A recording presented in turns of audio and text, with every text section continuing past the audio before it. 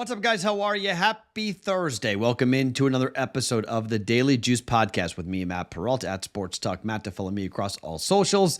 This podcast being brought to you by OmahaSteaks.com. Steak Timber going on right now. Juice in the search bar activates 50% off savings plus 2 free 10-ounce bone-in New York strips to be included with all the savings and all the good stuff you get at OmahaSteaks.com. Okay. Backwards hat for you watching on video, for you audio folks who don't hear or don't see what I'm wearing. I don't believe in superstitions, but let's try one. A little bit of a slump buster here. We're 0-3 winning days. Yesterday was a losing day, but kind of. 1-1. The baseball bet was a good bet. We got that right.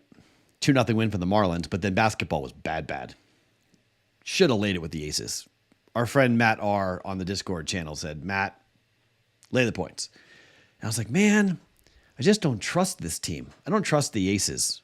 I'm going to wait for them to get through this, and then I'll probably bet them again, but I'll probably wait them to get through this first round and then get into it because, I mean, that game was never close. They were up by, I think, 17 or 18 points after the first quarter, and then it was or 13 points after the first quarter. It was never close. They crushed them. So blew them away, crushed them, and, what can we do? You just kind of tip your cap and move on. So 1-1, down 0.1 on the day. So yes, it's a losing day, but it really is nothing. It's a paper cut of a day, but it's not a winning day, which is now 3 in a row. So Thursday, Friday, Saturday, Sunday, we have a lot of the week left. We're only down a couple of units. I think, 2.5 units on the week. So we're definitely in range to have a winning week. We just need to pick it up here on a Thursday. So here's where we are at today.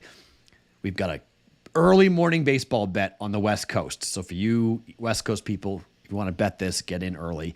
A college football bet and an NFL bet coming up here for today. All right. I like teasers.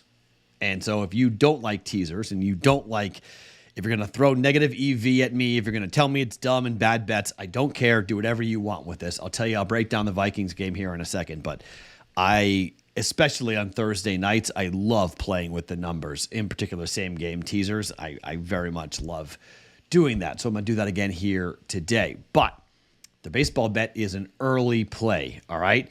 Let's talk a little bit about the Pirates and the Nationals. Josiah Gray against Mitch Keller. Mitch Keller in his last start for the Pirates was awful. He's actually been pretty bad this year. 11-9 with a 4.23 ERA. Last time out, 5 innings, 8 earned runs on the road at the Braves. You can say, Matt, it's the Braves. Okay, I'll give it to you. Last home game, he was really good. 8 innings, no earned runs against the Cubs in a 2-1 victory against the Cubs. But before that, he went 6, 1 earned run. However, this is a day game, and Mitch Keller is going to face Josiah Gray of the Nationals. And Josiah Gray is 7-11 with a 4.13 ERA. And Josiah Gray on the road, well, last time out, 6-3 loss. He lost 4 earned runs given up in just 2 innings. Road game before that, he was pretty good against the Yankees. 6 innings, only 1 earned run. But before that, it was 4 2/3 on the road. 4 earned runs and 4 2/3 against the Phillies. So not great. In the games pitched since August 1st, the total number of runs scored have been 10, 9, 9, 3, 9, and 10. The total for this game is 8.5. Let me throw a couple of trends at you if you are a trend fan. The over for the Pirates have hit in 12 straight games when the Pirates are at home, and it's the last game of the series. The Pirates are also 12-1 to the over their last 13 home day games in Pittsburgh. Over 8.5, 1.1 units. Early, 9:30 start, 12:30 Eastern time start. Nationals at the Pirates, over 8.5 for 1.1 units. Bet number 2, to college football we go. Navy is at Memphis. Look, the number is 14. It opened up at 16.5. It's been bet down to 14. Now I'm interested. I didn't like it over 14. At 14, now I'm interested. Memphis has played 2 cupcakes. They really haven't played anybody worth their salt. They are a relatively inexperienced team. They don't bring back a lot of players, but we watched Navy against Notre Dame, And I don't care if they scored 24 points and won 24-0 last week against a cupcake. They are not a good football team. They can't score. The team total for Navy is 15.5. FanDuel has that. Juice to the over, but 15.5 to give you an idea what we're talking about here for Navy's offense against Memphis. I don't think Navy scores. In fact, you want to just bet Navy team total under 15.5? I don't mind that. I think they get a touchdown and a field goal. The question will be, what does Memphis score? That's why I'm not going to bet the over, because I'm concerned that it's going to be 28-10. In the game, they cover 14, but they don't get over. It's 38 and the game goes under. Or it's 30-10.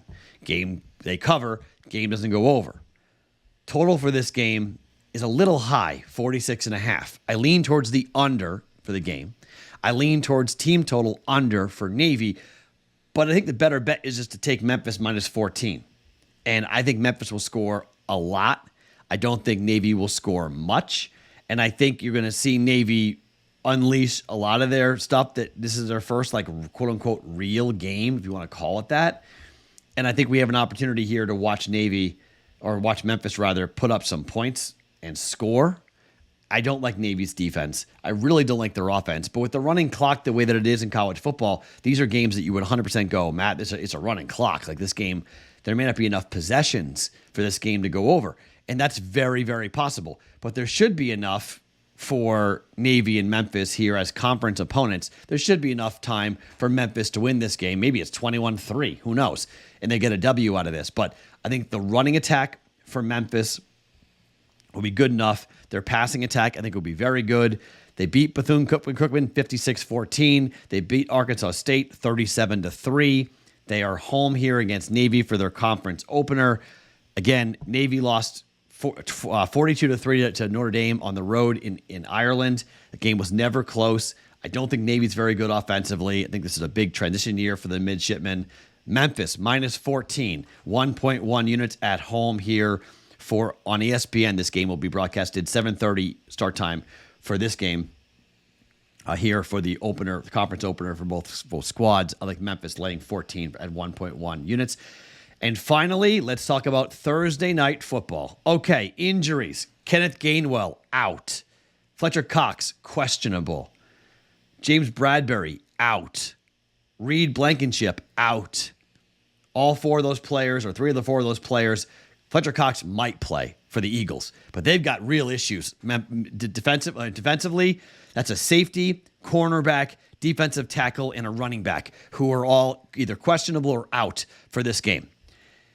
Vikings have Marcus Davenport, defensive end, but really Christian Darrisaw is questionable, their left tackle. He didn't play last week, and it was significant in the loss for the Vikings not to have their starting left tackle. They also don't have their starting center in Garrett Bradbury. He is out. But opportunity here on Thursday Night Football for this team to bounce back. Here is my philosophy for week 2 of the NFL. Bounce back for teams that were either that lost or looked awful. Teams I'm looking at: the Vikings, the Giants, the Bengals, the Steelers. Okay, these are teams that all looked horrible. Seahawks. Did I say Seahawks? Seahawks too. Teams that I am looking at going, okay, you lost, you stunned some people, but the jump from week 1 to week 2 can be significant. The Giants got blanked. I think they win outright. The Vikings lost to Tampa Bay. I think they can win this game outright on the road against the Eagles. The Eagles didn't look good against the Patriots, but they won. They won because the Patriots spotted them 16 points in the first half. Other than that, they didn't do anything offensively. Now, can the Vikings defense slow them down? I don't know. Eagles are at home. That's dangerous. The number has dipped down below 7. Once it went down below 7, I went, okay, this is perfect for a same-game teaser. I don't like either defense, to be honest, holding either offense down. I think Kirk Cousins should have a bounce-back game. I think they should look much better here offensively throwing the football. Again, if the Vikings win the game outright, I'm not going to be stunned by any means.